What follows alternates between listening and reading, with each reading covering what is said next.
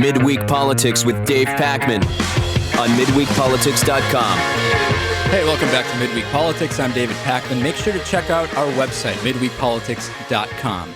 Eric ONeill served as an undercover operative for the FBI. He's most famously known for his role in the capture of Robert Hanssen, the most notorious spy in U.S. history. The story became the subject of the movie Breach, where Eric was played by Ryan Phillippe, I don't know how he's pronouncing it these days. Eric is a founding partner of the Georgetown Group, where he specializes in counterintelligence, counterterrorism operations, security risk assessment, and much more. GeorgetownGroup.com. Hey, Eric, how are you?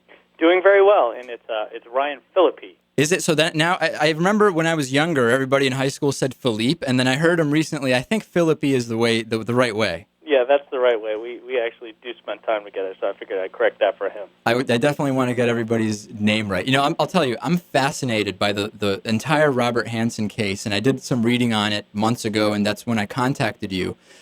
Let's just start at the beginning, and there's so much to go through. How did you first come to work for the FBI? Coming out of undergrad, I had spent a year as a consultant in D.C., mostly because I didn't know quite what to do, and this was the early 90s, and that's what everyone was doing, and wasn't so happy, so decided I wanted to do something that gave back to my country, the sort of thing you do when you're in your early 20s and want to be patriotic. And right. So I applied to all of the agencies that sounded fun and interesting and rewarding, and the FBI and the DEA were the two who came back the fastest, and at the end of the day, I decided that instead of flipping a coin, I would take the one that gave me a date to go to Quantico, the academy, both trained there for training first, and it turned out to be the FBI. So the Robert Hanssen case, to give the background, before you were even involved, he had been suspected of selling secrets to the Soviets kind of off and on over a 25 or 30-year period. How long had you worked at the FBI when they decided, number one, he was a CIA operative, and he was moved to the FBI in part to get him further away from some sensitive information, as I understand. How long had you been working there when you were told, we're going to put you on this case? Well, just to make one small clarification, Robert Hanssen was a special agent for the FBI, so he never actually was a CIA operative. Okay, I stand corrected. There might have been a little bit of confusion, only because what he did, and one of the most savvy things he did to protect himself, and Robert Hanssen volunteered himself to the Soviet Union in 1985. Right. So he had been spying for quite some time. Right. He primarily gave up secrets that pointed to the CIA. That way he protected himself, because when counterintelligence was trying to understand who the spy was, they were falsely looking at the CIA because many of the secrets were coming out of there. I understand. So I had been in the FBI for 5 years prior to my work on the Hanssen case as an undercover operative and investigative specialist, doing primarily undercover surveillance-type analytical field operations against counterterrorism and counterintelligence targets. Gotcha. So they come to you and they say, number one, were you aware of Hanssen at the time that you were put on the case?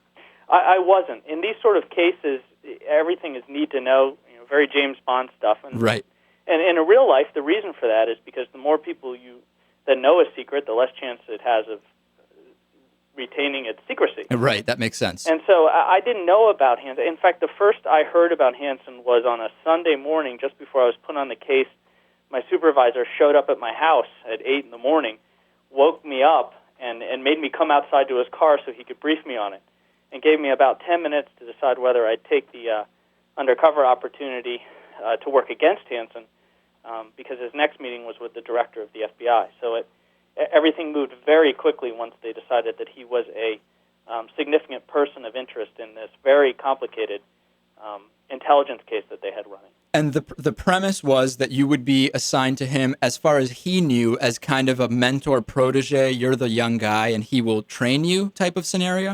In a sense. I actually developed the mentor-protege scenario for him to get him to start talking to me so I could start developing the investigation. Right. What the FBI did, the FBI was faced with a couple of problems. One, we, and I'm not in the FBI anymore, but I still say we. Right. The FBI chose to retain Hanssen. He was going to retire in April. And, of course, the investigation began, at least what I can tell you when it began, was in very late December. So there was limited time there. Board. Right. And this is, of course, December 2000. He was arrested in February 2001.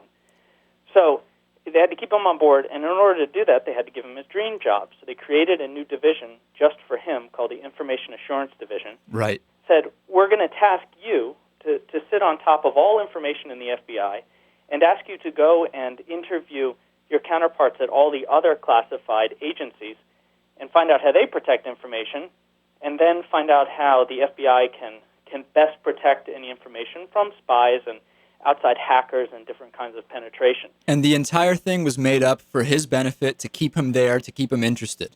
Absolutely. And not only that, if you think of what you're doing when you're on top of the pyramid of information assurance, is that you have access to all information. So, knowing what we know now, the fact that he's a spy, he must have been just laughing to himself like the kid in the ultimate candy store. Right, absolutely. He had access to everything, and the idea was give him access to everything and see if he tries to steal some of it and drop it in the ground. Of course, the complicated thing for me was I was the only other person in the room with him, so the one protection to keep him from stealing those secrets and dump them in the ground and provide them to the Russians. Midweek Politics is brought to you in part by Jackson & Connor, classically modern men's apparel in Northampton, Massachusetts on the second floor of Thorne's Marketplace, and by DIF Design, specializing in custom business websites at difdesign.com. To find out more about underwriting Midweek Politics, visit midweekpolitics.com.